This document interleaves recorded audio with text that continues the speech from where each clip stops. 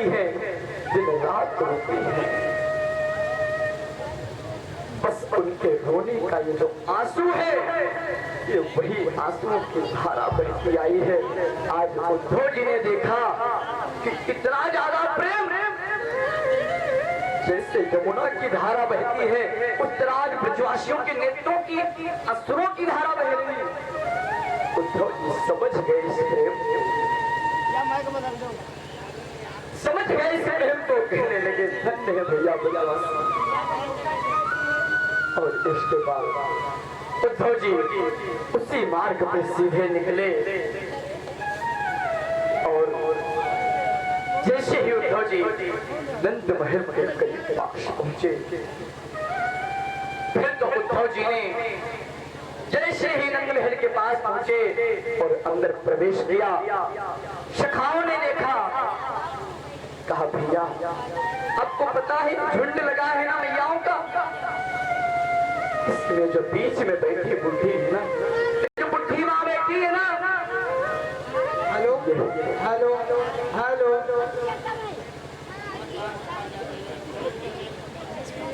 ये जो बुढ़ी माँ बैठी है ना, यही माँ यशोदा है। भैया जाओ आप इनसे बात करो। उद्धव जी वहां से आए और उस झुंड के पास गए और मस्तक को पृथ्वी पर रख दिया है और कह रहे माँ मैं उद्धव मथुरा से आया, आपको प्रणाम।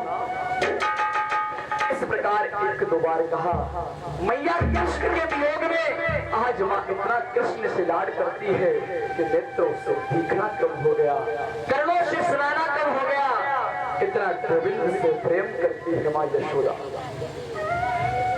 अब तो दो तीन बार आवाज लगाई, सखाओं ने कहा भैया माँ कुछ सुनता नहीं है, जरा तेज से बोलो। फिर तो उद्धव जी ने कहा अरे माँ मैं उद्धव मथुरा से आपके चरणों में मेरा प्रणाम स्वीकार।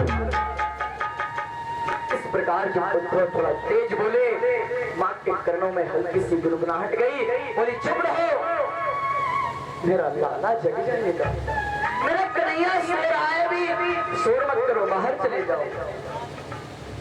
मैया ने नेत्रों को भी अपने मुखमंडल के ऊपर भी नहीं उठाया। माँ को आज भी ऐसा लगता है कि कन्हैया मेरी गोद में शयन कर रहा है।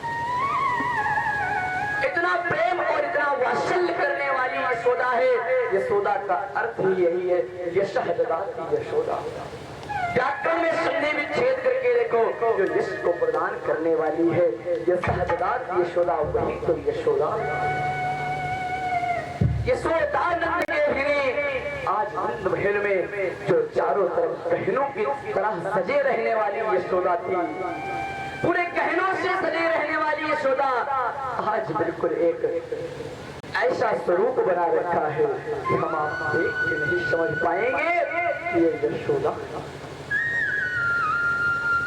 आज ऐसा विचित्र स्वरूप देखा है और मैया ने कहा जाओ बाहर चले जाओ। फिर उद्धव जी ने और उन गोपिकाओं जो गोपियां बैठी थी उन्होंने समझाया कि मैया ये मथुरा से आए हैं, कृष्ण के मित्र हैं माँ, ये कुछ आपको वार्तालाप करने आए। उन्होंने प्रणाम किया।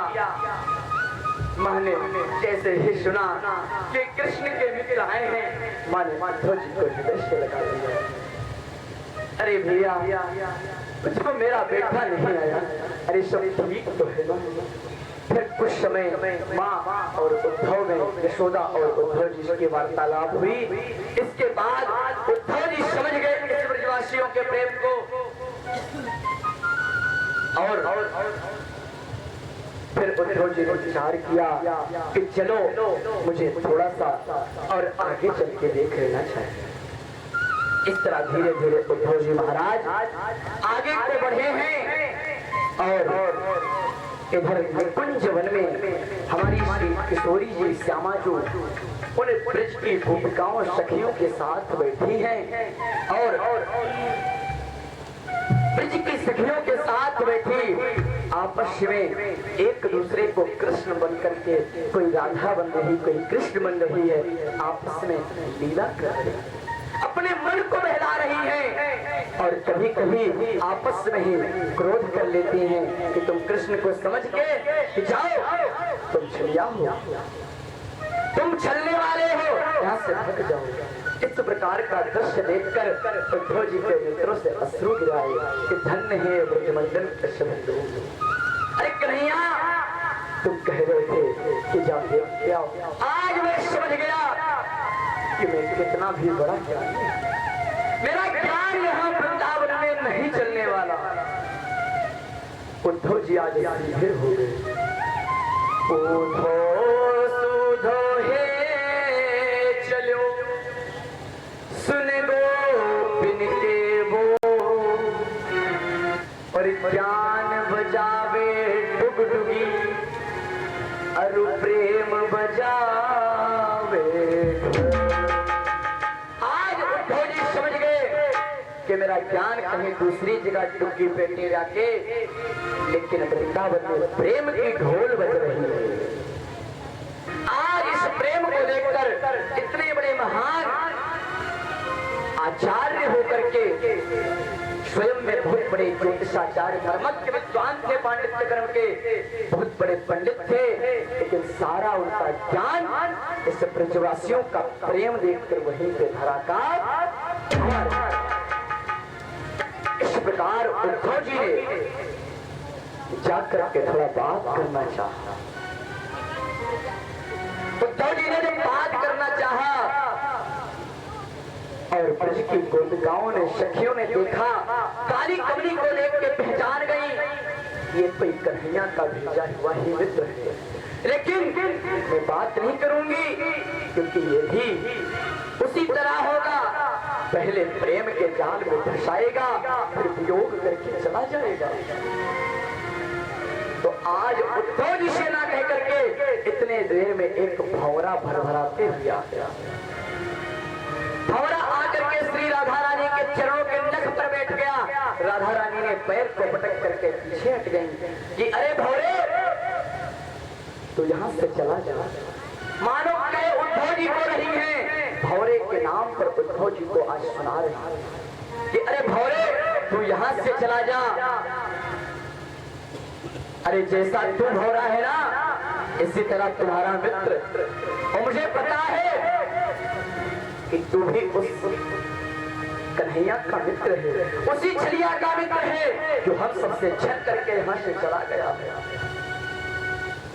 अपने प्राण हम सबने उसको मान लिए, अपने प्राणों को कष्ट दे रहा है, उसको भी दर्द नहीं हो रही।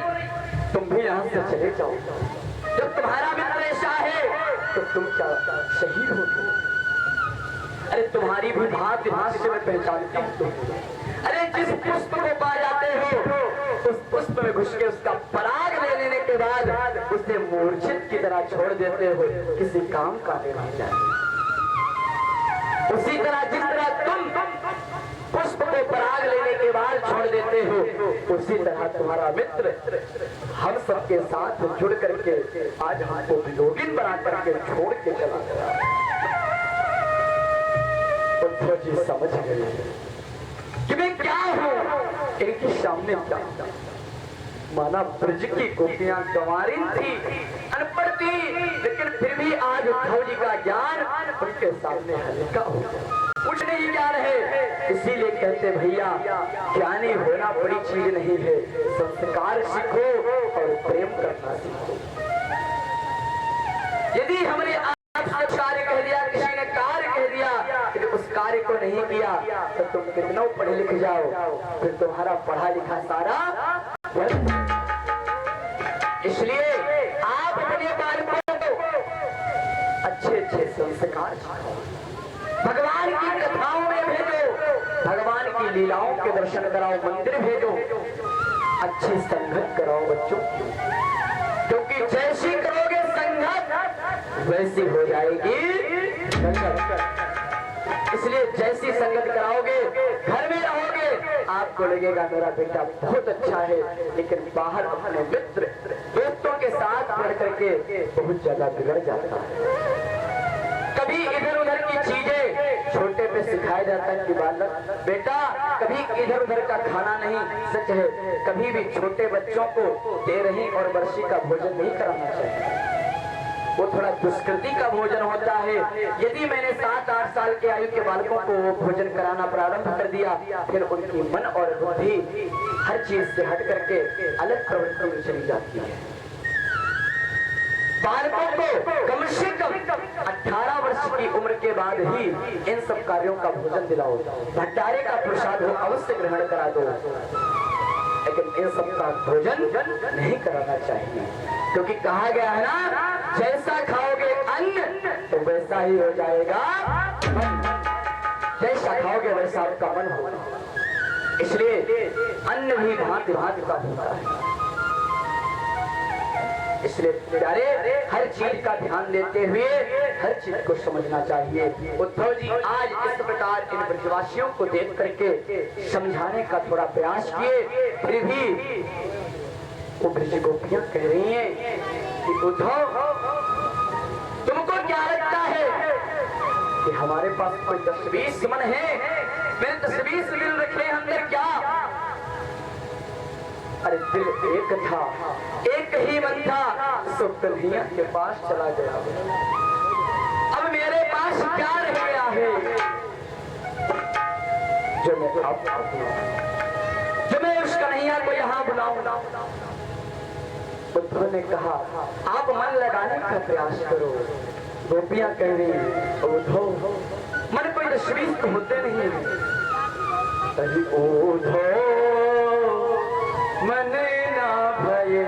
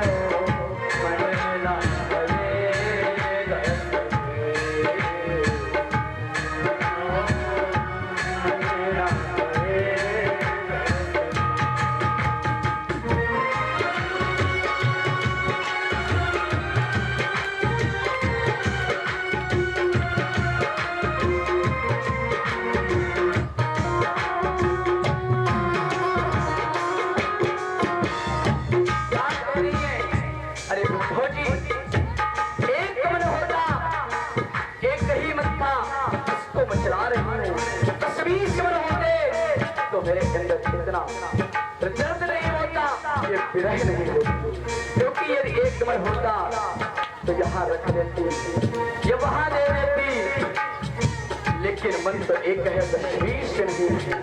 इसलिए उद्धव अपने हृदय को कैसे मनाओ?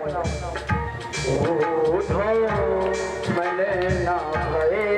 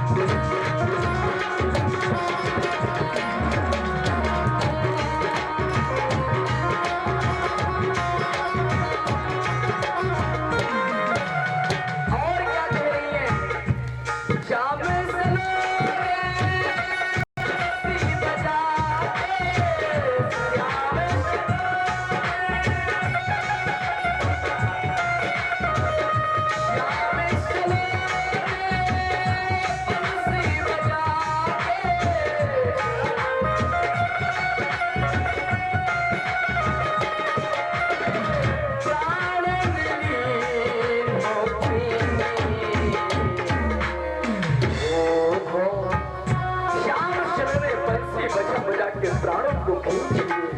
इसलिए श्याम चलो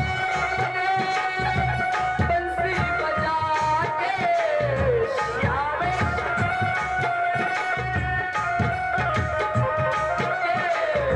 प्राण ली होगी।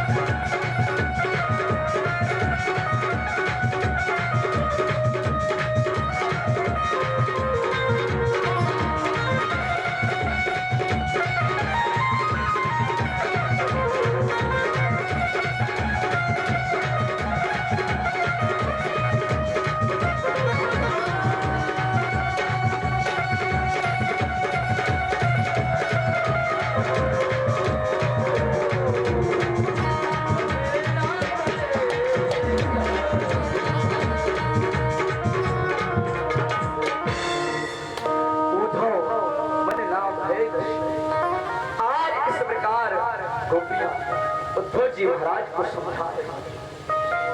उद्धव जी इस ज्ञान को लेकर करके आज उद्धव जी को 2 महीने हो गए ब्रजमंडल में रहते। आज उद्धव जी प्रभु से प्रार्थना कर रहे हैं कि हे भगवान, हे मेरे स्वामी, अगले वर्ष मुझे, जब अगले जन्म में मुझे जन्म देना, तो इस ब्रजमंडल का कीड़ा मकोड़ा, क्योंकि मैं इंसान बनने के लायक ही नहीं हूं, लेकिन ब्रजमंडल की मुझे यदि आप एक कीड़ा भी बना दें तो भी मेरा जीवन धन्य हो जाएगा।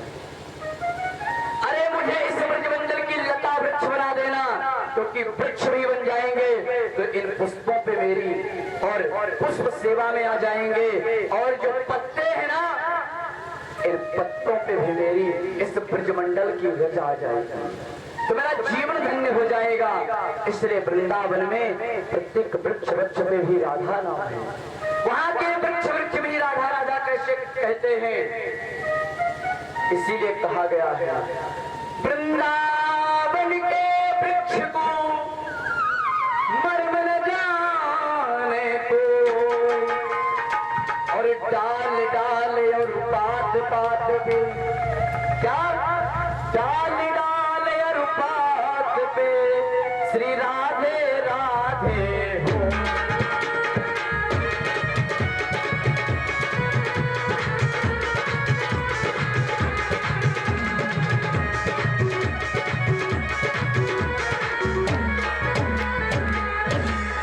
ब्रजमंडल के एक एक वृक्ष पे राधा, वहां के वृक्ष कोई पेड़ पौधे नहीं हैं, वो ऋषियों का रूप है, वही वृक्ष की गोपियां हैं।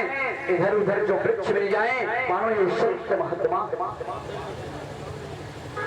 निधिवन में आज भी चले जाओ, 16,108 वृक्ष लगे हुए हैं, वो कोई पेड़ पौधे नहीं है, वो भगवान की सभी सखियां हैं, वही भगवान की पत्नियां हैं। भगवान के 16,108 विवाह हुए थे, वही आज भी ब्रजमंडल में भगवान महाराज करने के लिए विधिवन में रात्रि काल का मेला में जाते हैं।